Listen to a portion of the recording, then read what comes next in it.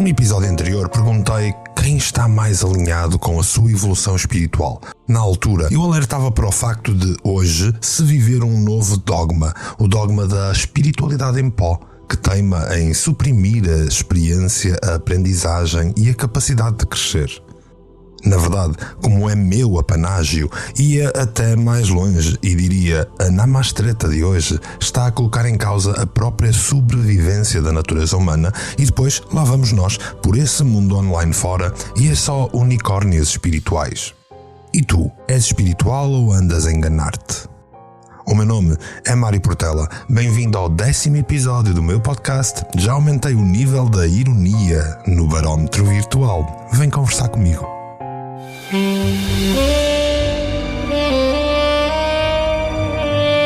Quem cala, consente. Podcast por Mário Portela.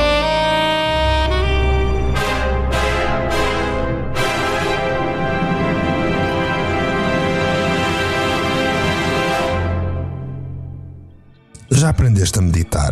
Olha que um espiritual sabe meditar corretamente e tu, se quiseres aprender para não fazer só figura de corpo presente, podes optar pelo meu curso online. São mais de 50 aulas com várias horas de vídeos explicativos, material pedagógico cuidado, mais de 15 exercícios práticos e ainda, como bónus, mais de 24 horas de música preparada para cada momento meditativo. Vê em portugalmístico.com como acederes ao curso básico online de meditação.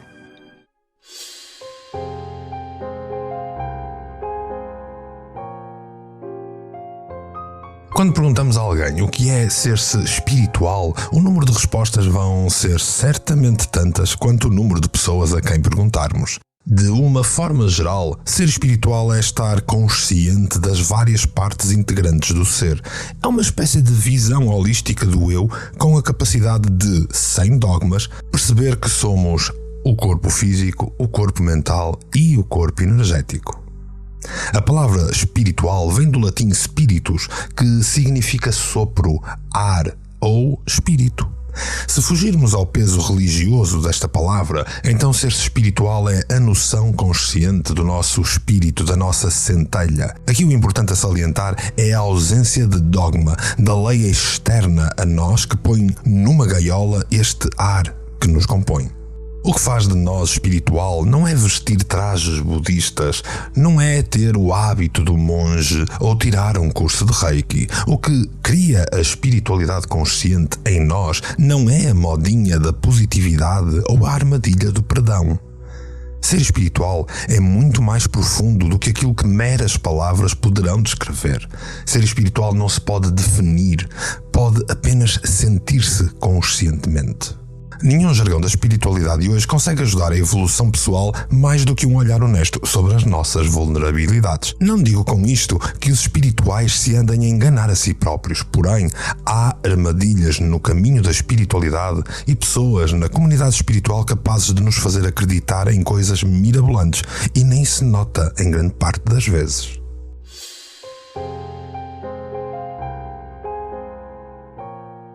As armadilhas da espiritualidade.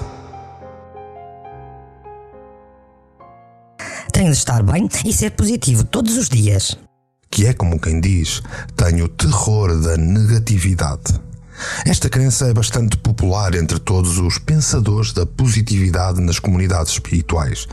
Claro que não há nada de errado com pensar-se positivamente. Pelo contrário, porém, usar o poder de um pensamento que mal controlamos para abrilhantar as emoções negativas e densas é um dos maiores bloqueios do crescimento espiritual.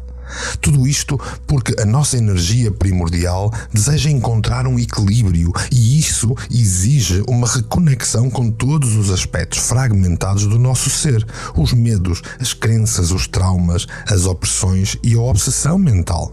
Todos os temos e todos os temos fragmentados em nós e precisamos de os encontrar, de os integrar. Dissociamos-nos de tudo isto ao esconder a sua existência e isso torna-nos meras máscaras. Ficamos como aquelas imagens insípidas de Facebook com algo que nem sabemos de onde vem, mas que diz em baixo Namastê. Temos de perceber que somos um iceberg de emoções e que mostramos uma ínfima parte de nós enquanto sentimos um sem número de coisas que escondemos. Recordem o episódio sobre o lado sombra. Suprimir emoções negativas ou densas continuamente tem o mesmo efeito que tomar antidepressivos. Auxilia e permite uma pausa à força, criando a sensação de controle das emoções. Porém, não está a equilibrar rigorosamente nada. Não trata as emoções, não as integra nem as acalma. A verdade é que cada uma destas emoções dolorosas e pesadas que aparecem na nossa vida são como crianças em desespero, e quando as suprimimos é como fechar essa criança propositadamente num quarto escuro para que reviva o trauma e o intensifique sozinha e escondida atrás das portas fechadas enquanto olhamos na direção oposta. Por outras palavras, é pura sabotagem, é maus tratos a nós mesmos. John Green dizia que uma coisa curiosa da dor é que ela exige ser sentida. E ele não podia estar mais próximo da realidade.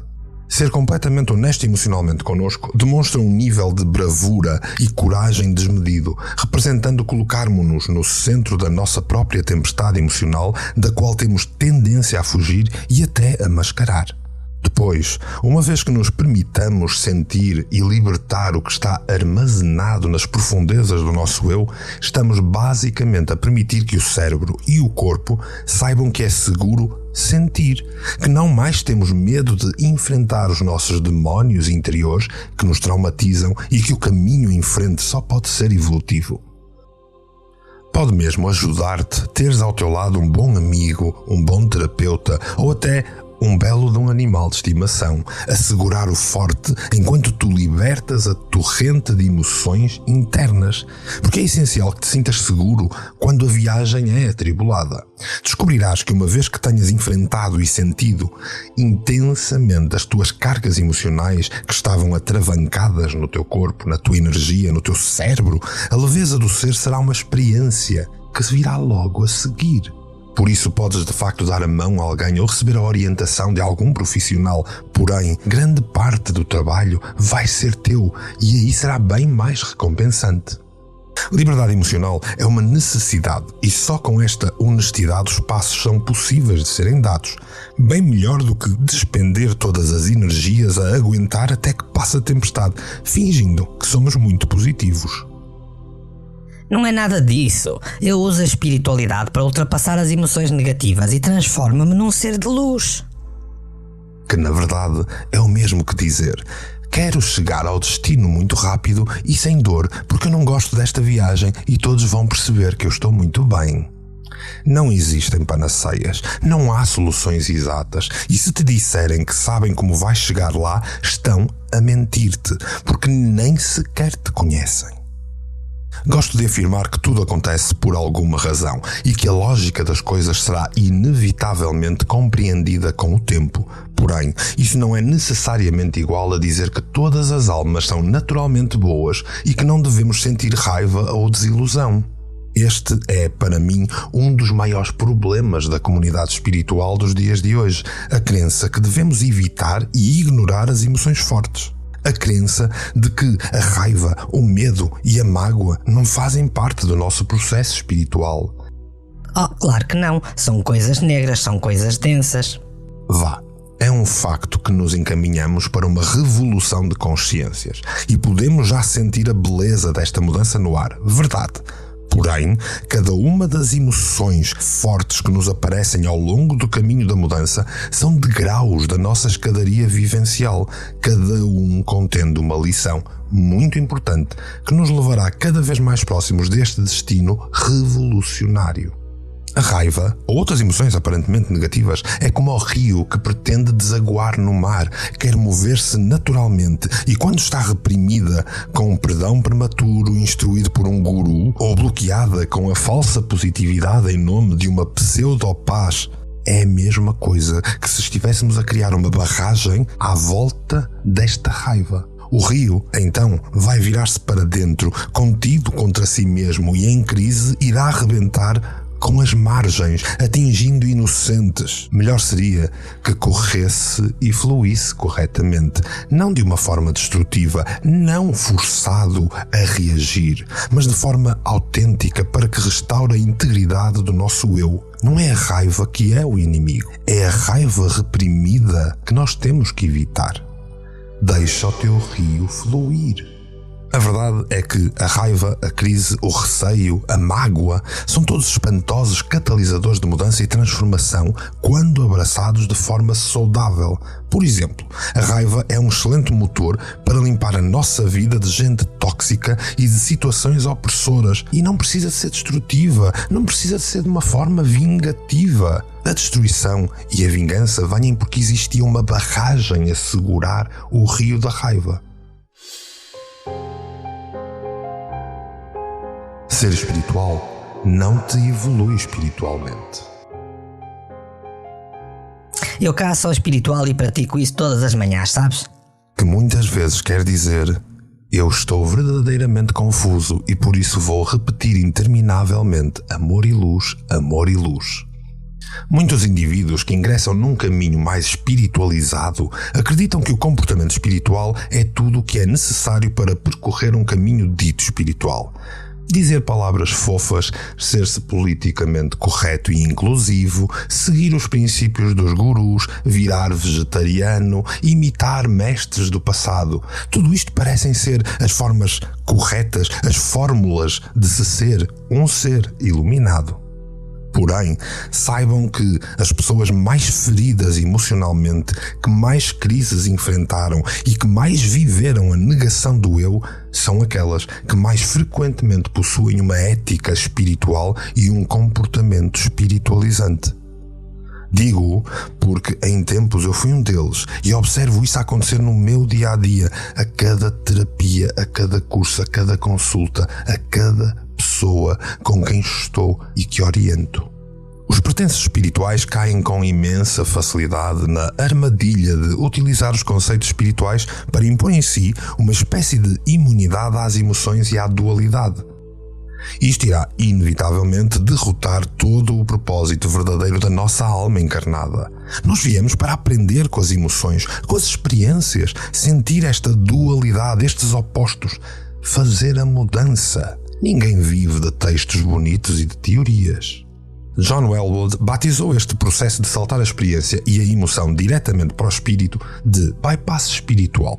O autêntico esforço em evitar os vários aspectos terrenos da realidade, como os desafios práticos, as memórias incómodas e as emoções reprimidas, todo um bypass que vai provocar um destacamento radical da realidade e das identificações pessoais, um perdão generalizado e prematuro e pensamentos que são fantasiosos.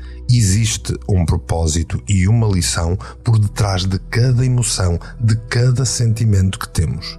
Porque tudo está interligado. A fuga através deste bypass é apenas uma máscara e uma inabilidade em aprender. Oh, só inventas. Eu sei muito bem o caminho que devo seguir, que eu já consultei mais de 25 pessoas e todas concordam com isso. Que na verdade quer dizer, prefiro seguir o que me disseram que é mais seguro do que seguir a minha intuição, porque eu nunca faço nada bem. Alguma vez notaste, quando estás a explicar a alguém que vais mudar de emprego ou acabar uma relação, que estavas a fazer grandes discursos e declarações sobre algo que seria excelente ou mau para ti? Notaste como dizias, se eu continuar a fazer isto e aquilo vai ser muito mau, porque senão acontece aquele outro? Ou, por exemplo, se eu sair deste emprego vai ser bom, porque eu vou conseguir ter mais isto e aquilo e não vou ter que aguentar com aquele outro? Reparaste que parece que te estás a tentar convencer a ti por uma espécie de convicção e racionalização mental, bem mais do que a partilhar com alguém ou a pedir uma orientação. Notaste o quanto removes o lugar à tua intuição? Estás a usar o teu pré-conceito e o teu pre-conceito também. Quando fazemos isto, estamos mais propensos a seguir caminhos que não se alinham com o nosso eu interior. Claro que isto não é um problema de maior, já que seguir algo que não se alinha connosco irá inevitavelmente ensinar-nos que devemos começar a confiar mais na nossa intuição, a ser mais honestos connosco. Porquê? Porque não vai funcionar e mais cedo ou mais tarde vai ser uma lição que aprenderás segunda e terceira e quarta vez, até que essa ilusão racional desmorone. Muitas vezes convenci-me de coisas que me fariam bem sobre uma decisão ou uma situação, apesar de possuir uma incómoda suspeita que algo não estava certo. Em todas essas vezes, eu aprendi um pouco mais a deixar de racionalizar. Faço o que posso por ouvir atentamente os meus sinais todos os dias, a toda a hora. A minha intuição será sempre aquela que toma primazia, em vez de me andar a perder nos labirintos de uma racionalização que me educaram a ter. Conseguimos a nossa intuição de volta no dia em que pararmos o blá blá blá racional que tanto papagueamos. Tu não sabes o que dizes. Eu até já ofereço orientação e conselho espiritual, todos me procuram. Sim, há muita gente a oferecer dessas coisas, mas fala com eles sobre eles mesmos. Fala com eles sobre a sua própria individualidade. Conhece-os melhor e vais ver que por muito pouco se sentem provocados e vão acusar, julgar e atacar, deixando cair a máscara. Cada vez mais as pessoas que ingressam na moda espiritual têm de desmontar os seus unicórnios espirituais e ponderar utilizar cavalos a sério. Podemos parecer sábios e majestosos quando pregamos o que aprendemos naquele website New Age, ou New Cage, como eu gosto de dizer. Mas viver olha para aquilo que eu te digo e não para aquilo que eu faço é seguramente uma das maiores mentiras que nos contamos a nós ou que contamos aos outros. Não podes aconselhar a viver a sorrir se por dentro tu estás triste. Não podes aconselhar se não és capaz de seguir o que tu próprio afirmas. Não devemos usar as nossas epifanias e orientações como medalhas ao peito. Devemos abraçá-las, vivê-las, senti-las. A quem estamos a tentar mentir quando pregamos o que não fazemos? Somos todos humanos, somos todos vulneráveis, porém é esta vulnerabilidade que nos permite uma verdadeira expansão e que nos conecta uns aos outros. Imaginem o quão apaixonante e amistoso seria o mundo se não perdêssemos tempo a esconder e a suprimir aquilo que nós realmente somos, se não sucumbíssemos à culpa de não aprender com as nossas próprias experiências. Ser claro e transparente é aparentemente assustador, mas fará com que as pessoas certas nos amem por aquilo que nós somos realmente, por sermos reais, por sermos genuínos. São sempre as pessoas erradas que nos amam se apaixonaram pela imagem que nós temos.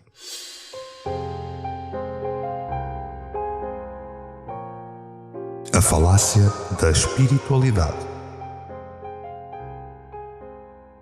Olha, pois fica sabendo que eu consigo falar sobre o crescimento espiritual da humanidade o dia todo e isso mostra que eu estou muito bem. Errado. Não tens de ter a soberba de falar da humanidade a crescer, não tens de vestir o traje do arauto da Boa Nova, tens de ser o exemplo, tens de conseguir falar de ti e isso será o caminho para o crescimento dos grupos onde tu estás inserido.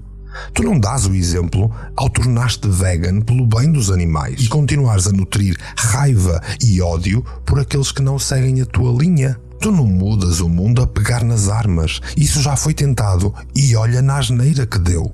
Se compararmos o crescimento espiritual com as mecânicas de um jogo de computador, isto é o mesmo que ler uma série de guias de estratégia para o jogo, mas nunca ter jogado o jogo propriamente dito. O verdadeiro propósito acontece apenas quando jogamos ativamente. Subir de nível, progredir, ultrapassar cada um dos obstáculos. Muitas pessoas espirituais percebem os mecanismos do crescimento espiritual de trás para a frente. Sabem que criam a sua própria realidade e que a vida é literalmente o espelhamento dos seus pensamentos, das suas emoções. Por isso, é um pouco irónico que o saibam e não o usem, ignorando as suas próprias teorias. A vida é suposta ser vivida. Os sentimentos são supostos serem sentidos. Os desafios são supostos serem enfrentados e ultrapassados. Todas as experiências, internas ou externas, que nós passamos são como as missões de um jogo de computador, onde só recebemos a recompensa depois de terminar, depois de ultrapassar. A não ser que façamos batota, E nesse caso, mais cedo ou mais tarde, o jogo vai perder todo o interesse e vai ser difícil de aguentar. Oh, eu sou tão espiritual. Está bem, és muito espiritual. Mas és tão espiritual que te esqueces de tratar os outros como gostarias de ser tratado. Conhecemos tão bem esta realidade no nosso dia-a-dia da cultura ocidental. Aquelas senhorinhas de bem que vivem metade do seu dia na sacristia da paróquia e que, no entanto, a outra metade é passada a criticar os vizinhos, a fazer tricas e ditos e a expressar julgamentos de valor baseados em falsos budismos. Não interessa quantos livros tu já leste de autoajuda se não sabes o que auto significa. Quando guardamos as nossas emoções numa adega recôndita do nosso ser, estamos a perder todo o propósito de consciencializar e operamos apenas através de medo, de mostrar aquilo que somos, de medo de viver aquilo que temos, de medo de sentir o que pensamos. Somos uma espécie de palhaço na vida dos outros e vestimos toda a roupagem e uma máscara para esconder o que nos vai na alma. Porém, falhamos em perceber que um dia a pintura vai derreter, vai borratar e que estamos só a ser espiritualmente ridículos. Espiritual ou não, místico ou não, cético ou não, é a altura de deixar cair os rótulos, aproveitar para cuspir fora as palavras ilusórias que povoam as nossas frases e queimar de vez as máscaras politicamente corretas que usamos no dia-a-dia. Temos de perceber como funcionamos a nível físico, a nível emocional, a nível mental e, acima de tudo, a nível energético. Afinal de contas, tudo é energia. Não te enganes, porque a vida não é, nem deve ser, um castigo. Olha que a vida não é nem deve ser como um castigo que tu terás que viver. Olha que a vida não é nem deve ser como um castigo que tu terás que viver.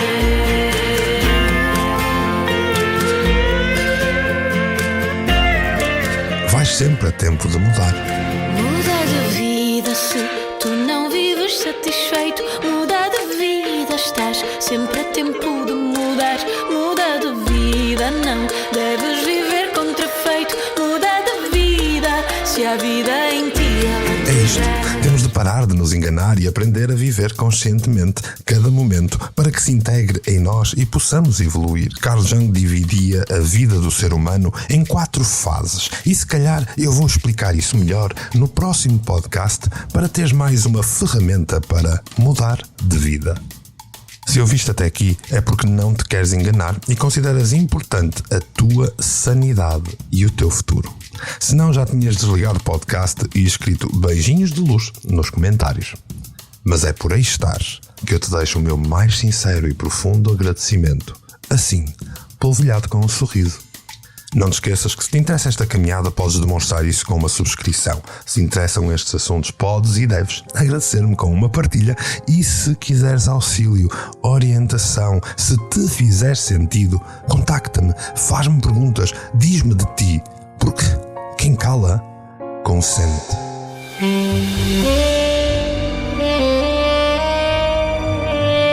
Quem cala, consente. Podcast por Marco.